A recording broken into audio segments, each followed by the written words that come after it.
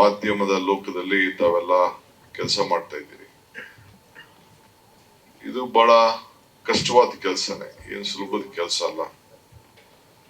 ಇಲ್ಲಿ ಪತ್ರಿಕೋದ್ಯಮದ ತತ್ವ ಯಾವಾಗಲೂ ಕೂಡ ಕಾಪಾಡಿಕೊಂಡು ಹೋಗ್ಲಿಕ್ಕೆ ತಾವೆಲ್ಲ ಪ್ರಯತ್ನವನ್ನ ಮಾಡ್ತಾ ಇದ್ದೀರಿ. ಪತ್ರಿಕೋದ್ಯಮ ಪ್ರೆಸ್ ಮೀಡಿಯಾ ಪ್ರಜಾಪ್ರಭುತ್ವದ ಒಂದು ಭಾಗ. ನಾವೆಲ್ಲ ರಾಜಕಾರಣಿಗಳು ಮಾತಾಡ್ತಾ ಇರ್ತೀವಿ, ಶಾಸಕಾಂಗ, ಕಾರ್ಯಾಂಗ, ನ್ಯಾಯಾಂಗ, ಪತ್ರಿಕಾರಂಗ ಅಂತ 4 pillars ಆಫ್ ಡೆಮೋಕ್ರಸಿ ಅಂತ. ಯಾರು ಏನ್ ತಪ್ಪು ಮಾಡ್ಲಿ, ಶಾಸಕರು ತಪ್ಪು ಮಾಡ್ಬೋದು, ಇಲ್ಲ ಕಾರ್ಯಾಂಗ ತಪ್ಪು ಮಾಡ್ಬೋದು, ಇಲ್ಲ ನ್ಯಾಯಾಂಗ ತಪ್ಪು ಮಾಡಬಹುದು. ಇವನ್ನೆಲ್ಲ ಕೂಡ ವಿಮರ್ಶೆ ಮಾಡಿ ಬರೀಲಿಕ್ಕೆ, ತಿದ್ದಲಿಕ್ಕೆ, ಸಮಾಜವನ್ನ ಬದಲಾವಣೆ ಮಾಡಲಿಕ್ಕೆ, ಸಮಾಜದಲ್ಲಿ ಆಗ್ತಂತ ತಪ್ಪುಗಳನ್ನ ಸರಿಪಡಿಸ್ಲಿಕ್ಕೆ ನಿಮ್ಮ ವೃತ್ತಿ ಒಂದು ದೊಡ್ಡ ಅವಕಾಶ ಕೊಟ್ಟಿದ್ದಾನೆ. ಬೇರೆ ಯಾರಿಗೂ ಕೂಡ ಕೊಟ್ಟಿಲ್ಲ. ಆದ್ರೆ ಬರೆಯೋರು ನೀವೊಬ್ರು, ಬರೀಬೇಕಾದ್ರೆ ಪೆನ್ ನಿಮ್ ಪೆನ್ನು, ಓದೋರು ನೋಡೋರು ಲಕ್ಷಾಂತರ ಜನ, ಕೋಟ್ಯಾಂತರ ಜನ ಅದನ್ನ ನೋಡ್ತಾರೆ. ಸೊ ಅದರಿಂದ ನೀವು ಏನೇ ಬರೋದು ಕೂಡ, ಏನೇ ವಿಚಾರ ತಿಳಿಸಿದ್ರು ಕೂಡ, ಬಹುಶಃ ಏನು ತಮ್ಮಲ್ಲಿ ಭಾವನೆಗಳು ಇದ್ರೂ ಕೂಡ ತಮ್ಮ ಆತ್ಮ ಸಾಕ್ಷಿನ ತಾವು ಗಮನದಲ್ಲಿ ಇಟ್ಕೊಂಡು ತಾವು ತಮ್ಮ ವಿಚಾರವನ್ನ ಸಮಾಜಕ್ಕೆ ತಿಳಿಸ್ಬೇಕು ಅಂತ ಹೇಳಿ ನನ್ನ ಮನವಿಯನ್ನ ಈ ಸಂದರ್ಭದಲ್ಲಿ ಮಾಡಲಿಕ್ಕೆ ಬಯಸ್ತೇನೆ. ಕೆಲವರೆಲ್ಲ ಮಾಧ್ಯಮದವರು ಅಂತಂದ್ರೆ ಯಾವಾಗ್ಲೂ ಶಾಶ್ವತವಾದಂತ ವಿರೋಧ ಪಕ್ಷದವರು ಅಂತ ತಿಳ್ಕೊಬಿಡ್ತಾರೆ. ವಿರೋಧ ಪಕ್ಷ ಮಾಡೋ ಕೆಲಸ ಮಾಧ್ಯಮ ಮಾಡ್ತಾರೆ. ನನ್ನ ವೈಯಕ್ತಿಕವಾದ ಅಭಿಪ್ರಾಯ, ನೀವು ಸಮಾಜದ ಬದಲಾವಣೆ ಮಾಡ್ಲಿಕ್ಕೆ ಪ್ರಯತ್ನ ಮಾಡ್ತಾರೆ. ನಾವು ತಪ್ಪು ಮಾಡಿದ್ರೆ ನೀವ್ ಯಾಕೆ ವಿರೋಧ ಪಕ್ಷದವರಾಗ್ತೀರಿ? ನಮ್ಮನ್ನ ತಿದ್ದುವಂತ ಕೆಲಸ ಕೂಡ ನಾವೇನಾದ್ರು ತಪ್ಪು ದಾರಿಗೆ ಹೋದಾಗ ನಮ್ಮನ್ನ ತಿದ್ತಾ ಇದ್ದಾರೆ ಅಂತ ತಿಳ್ಕೊಂಡು ನಾವು ರಾಜಕಾರಣಿಗಳ ಕೆಲಸ ಮಾಡಿದ್ರೆ, ಬಹುಶಃ ಬ್ರಾಡ್ ಸೆನ್ಸ್ ಅಲ್ಲಿ ಯೋಚನೆ ಮಾಡಿದ್ರೆ ಬಹುಶಃ ಎಲ್ಲರಿಗೂ ಕೂಡ ಅನುಕೂಲ ಆಗ್ತದೆ ಅಂತ ನನ್ನ ವೈಯಕ್ತಿಕವಾದಂತ ಅಭಿಪ್ರಾಯ.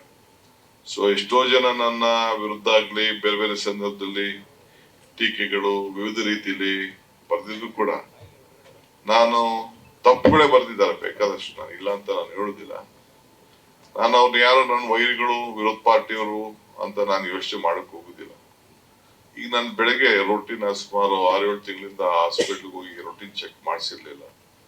ಸುಮ್ನೆ ಒಂದು ರೊಟೀನ್ ಚೆಕ್ ಮಾಡ್ಸೋಣ ಅಂತ ಬಾದರ್ತೀನಿ, ಯಾಕೆಂದ್ರೆ ಲೇಟ್ ಮಲಗ್ತಿದ್ದೆ ನಾನು.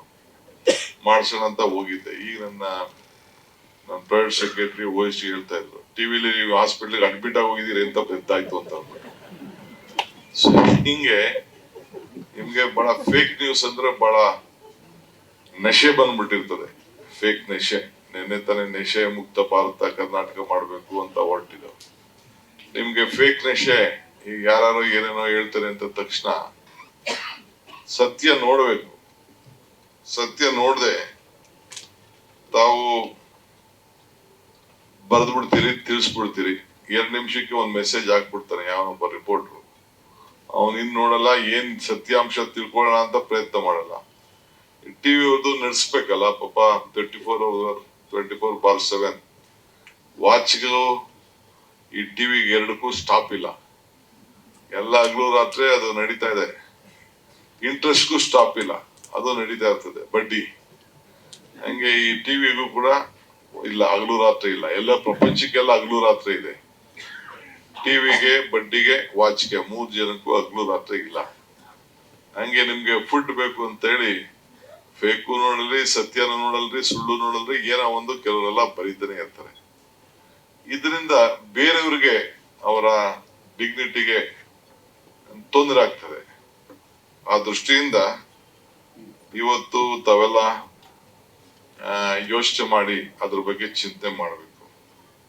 ಸತ್ಯ ಬರೆಯೋದು, ಸತ್ಯ ನುಡಿಯೋದು, ಸತ್ಯಕ್ಕೆ ಗೌರವ ನೀಡೋದು, ಇದು ಬಹಳ ಮುಖ್ಯವಾದಂತ, ಇದು ಪತ್ರಿಕೋದ್ಯಮದ ಮೊದಲನೇ ಕರ್ತವ್ಯ.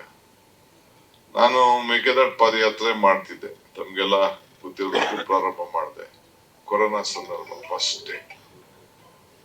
ನಾನು ಬಹಳ ಕಷ್ಟಪಟ್ಟು ಅದನ್ನ ಮೇಕೆದಾಟು ರಾಜ್ಯದ ಹಿತಕ್ಕೆ ನಂದೇ ಆದ ಚಿಂತನೆ, ನನಗೇನು ಅನುಕೂಲ ಇಲ್ಲ ವೈಯಕ್ತಿಕವಾಗಿ, ರಾಜ್ಯಕ್ಕೆ ಅನುಕೂಲ ಆಗ್ಲಿ ಅಂತೇಳಿ ನಾವೆಲ್ಲ ಒಂದು ಮೇಕೆದಾಟು ಪಾದಯಾತ್ರೆ ಮಾಡ್ಬೇಕು ಕೋವಿಡ್ ಸಂದರ್ಭದಲ್ಲಿ.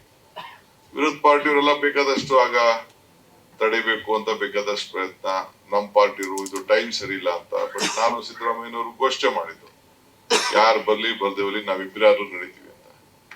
ಅಲ್ಲಿ ನೀವು ನೋಡಿರ್ಬೇಕು, ಸಂಗಮದಿಂದ ಒಂದು ದೊಡ್ಡ ಕರ್ವ್ ಇದೆ, ಒಂದು 7-8 ಕಡೆ ತಿರುಗ್ಬೇಕು. ಎಲ್ಲ 3-4 ದಿನ ಹಗಲು ರಾತ್ರಿ ಕೆಲಸ ಮಾಡ್ತಾರೆ, ನಡೀತಾ ಇದೆ. ಅಲ್ಲಿ ಸ್ವಲ್ಪ ನಮ್ಮ ಹುಡುಗರು ಒತ್ತಡಕ್ಕೆ ಸ್ವಲ್ಪ ತಳ್ತಾ ಇದ್ರು. ಸ್ವಲ್ಪ 1-2-3 ಕಡೆ 1-2 ಶೇಕ್ ಆಗಿದೆ. ಟಿವಿ ಯಾರು ಅದನ್ನ ಹಿಡಿದ್ಬಿಟ್ಟು ಏನ್ ವರ್ಷಗಟ್ಲೆ ಕುಡ್ದವ್ ನಡೀತಾವನೆ ಅಂತ ಅದನ್ನ ಬರ್ದು ಈಗೂ ಅದನ್ನ ಆಗ್ತಾನೆ ಅವ್ರೆ. ಈಗ ಅದನ್ನ ಮಜಾ ಅಂದ್ರೆ ಬೇರೆಯವ್ರ ಮಜಾ ತಗೊಳಕ್ಕೆ ನಮ್ಮನ್ನ ಬಳಸ್ಕೊತಾ ಇದ್ದಾರೆ. ಸೊ ಇದರಿಂದ ಏನಾಗ್ತದೆ, ನಿಮ್ಮ ಮಾಧ್ಯಮದ ಮೇಲೆ ಇರುವಂತ ಗೌರವ ಇದೆಯಲ್ಲ, ನಾನೇ ಹೇಳ್ತಾ ಇದ್ದೇನೆ, ನಾವು ತಪ್ಪು ಮಾಡಿದ್ರೆ please you are most welcome. ನಾವ್ ಯಾರು ಕರೆಕ್ಟ್ ಅಂತ ನಾನು ಹೇಳುದಿಲ್ಲ, ನಮ್ಮಲ್ಲೂ ಬೇಕಾದಷ್ಟು ತಪ್ಪುಗಳು ನಾವು ಮಾಡ್ತೀವಿ, ನಮ್ಮಲ್ಲೇ ಅಂತ ಮನುಷ್ಯನಲ್ಲಿ ಬೇಕಾದಷ್ಟು ಗುಣಗಳಿರ್ತವೆ. ಆ ಗುಣಗಳಲ್ಲಿ ಬೇಕಾದಷ್ಟು ನಮ್ದೇ ಆದಂತ ಚಿಂತೆಯಲ್ಲಿ ಯಾಕೆಂದ್ರೆ ನಾನ್ ಚಿಕ್ಕ ವಯಸ್ಸಿನಲ್ಲೇ ಅಧಿಕಾರವನ್ನ ನೋಡಿದ್ವು ನಾನು. ನಮಗೂ ಪವರ್ ತಲೆಗೆ ಹೋಗ್ಬಿಡ್ತದೆ ಅನ್ನೋದು ಕೆಲವರು ಅವತ್ತೇ ನನಗೆ ನಮ್ಮ ಹಿರಿಯರು ಗುರುಗಳೆಲ್ಲ ಹುಷಾರು, ನೀನ್ ಬಹಳ ಚಿಕ್ಕ ವಯಸ್ಸಿನಲ್ಲೇ ನಿನ್ ಮದುವೆನೇ ಆಗಿಲ್ಲ, ನೀನ್ ಮಂತ್ರಿ ಆಗಿದ್ಯಾ, ಚಿಕ್ಕ ವಯಸ್ಸಿನಲ್ಲಿ ಹಣನೂ ಇರಬಾರ್ದು ಅಧಿಕಾರನೂ ಇರಬಾರ್ದು ಅಂತ ಕೆಲವೆಲ್ಲ ಹೇಳ್ತಾರೆ. ಸೊ ಎಲ್ಲ ಒಂದೇ ಕಡೆ ನಿಂಗೆ ಸೇರ್ಬಿಟ್ಟಿದೆ ಹುಷಾರ್ ಅಂತ ನನಗೆ ಹಿಂದೆನೆ ಹೇಳಿದ್ರು. ಸೊ ಆಗ ನಾನು ಪ್ರತಿ ಹಂತದಲ್ಲೂ ಕೂಡ permanent is always not permanent for everyone. So ಬಹಳ ಹುಷಾರಾಗಿರ್ಬೇಕು ಅಂತೇಳಿ, ನಾವು ಏನ್ ಒಳ್ಳೇದ್ ಮಾಡ್ತೀವಿ ಜನ ನೋಡ್ತಾ ಇರ್ತಾರೆ. ಅದಕ್ಕೆ ಈ ಸಂದರ್ಭದಲ್ಲಿ ನಾವು ಏನಾದ್ರು ಒಂದು ಒಳ್ಳೇದು ನಮ್ಗೆ ಸಿಕ್ಕಂತ ಅವಕಾಶದಲ್ಲಿ ಒಳ್ಳೇದು ಮಾಡ್ಬೇಕು ಅನ್ನೋ ದೃಷ್ಟಿಯಿಂದನೇ ನಂದೇ ಆದಂತ ನಂಬಿಕೆಯಲ್ಲಿ ನಂದೇ ಆದಂತ ಶ್ರಮಕ್ಕೆ ಫಲ ಸಿಗ್ತದೆ ಅಂತ ಹೇಳಿ ಇವತ್ತು ಈ ರಾಜ್ಯದಲ್ಲಿ ನಮ್ಗೆ ಪಕ್ಷ ಒಳ್ಳೆ ನಂಬರ್ ಬಂದು ಇವತ್ತು ನಮ್ಮ ಪಕ್ಷ ಈ ಸ್ಥಾನದಲ್ಲಿ ಕುಳಿಸಿದೆ. ನಾನು ಈ ರಾಜ್ಯಕ್ಕೆ ಏನಾದ್ರು ಒಂದು ಕೊಡುಗೆ ಸಾಕ್ಷಿ ಗುಡ್ಡೆಗೆ ಬಿಟ್ಟು ಹೋಗ್ಬೇಕು ಅಂತ. ಸೊ ಅದರಿಂದ ಮಾಧ್ಯಮ ಸ್ನೇಹಿತರಿಗೂ ನಾನು ರಿಕ್ವೆಸ್ಟ್ ಮಾಡ್ಕೊಳ್ಳೋದಿಷ್ಟೇ, ನಿಮ್ಮನ್ನು ಬಿಟ್ಟು ನಾವು ಬದುಕ್ಲಿಕ್ಕೆ ಸಾಧ್ಯ ಇಲ್ಲ.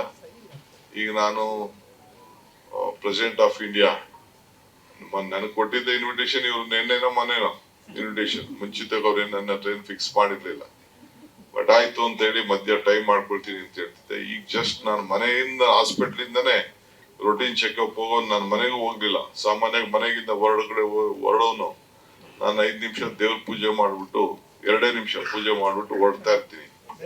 ಇವತ್ತು ಅದಕ್ಕೆ ಹೋದ್ರು ಟೈಮ್ ವೇಸ್ಟ್ ಆಗ್ತದೆ ಅಂತೇಳಿ ತಿರ್ಗಿ ಆಮೇಲೆ ಹೋಗಿ ನಾನು ಮಾಡೋಣ ಪೂಜೆ ಮಾಡೋಣ ಅಂತೇಳಿ ಈಗ ನಿಮ್ಮ ಹತ್ರ ಬಂದು ನಿಮ್ಗೆ ನಮಸ್ಕಾರ ಹೇಳ್ತಾ ಇದ್ದೀನಿ. ಈಗ ಫಸ್ಟ್ ನೀವು ಪೂಜೆ ಮಾಡಕ್ಕೆ ನಾನು ಗದಗ ಗಾಂಧಿ ಭವನದಲ್ಲಿ ಗಾಂಧಿ ತತ್ವ ಆದರ್ಶ ಎಲ್ಲ ಕೂಡ ಗಮನದಲ್ಲಿ ಇಟ್ಕೊಂಡು ನಾವು ಕೆಲಸವನ್ನ ಮಾಡ್ಬೇಕಾಗ್ತದೆ.